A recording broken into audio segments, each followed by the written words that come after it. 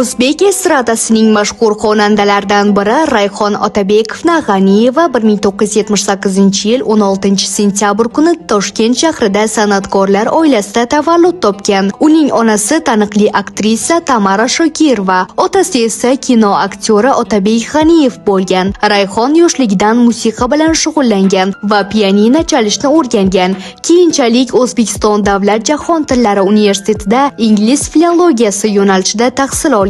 Shaxsiy hayotiga kelsak, Rayhon 2012-yilda Yigitali Mamajonov bilan turmush qurgan. 2014-yilda u egizak o'g'illarni dunyoga keltirgan. 2015-yilda esa ba'zi bir sabablarga ko'ra ular ajrashgan. 2016-yil 26-oktyabrda Rayhon teleboshlovchi Farhod Alimov bilan ikkinchi bor turmush qurgan. Rayhon ijodiy faoliyati davomida Nihol mukofoti hamda O'zbekiston xizmat ko'rsatgan artisti unvoniga sazovor bo'lgan. Ushbu xabarni ko'proq insonlar ko'rishi uchun videoga like bosib, barcha yaqinlaringizga yuborib qo'yishni unutmang. Surxondaryoliklar kanalini bizda kuzating va kanalimizga obuna bo'ling.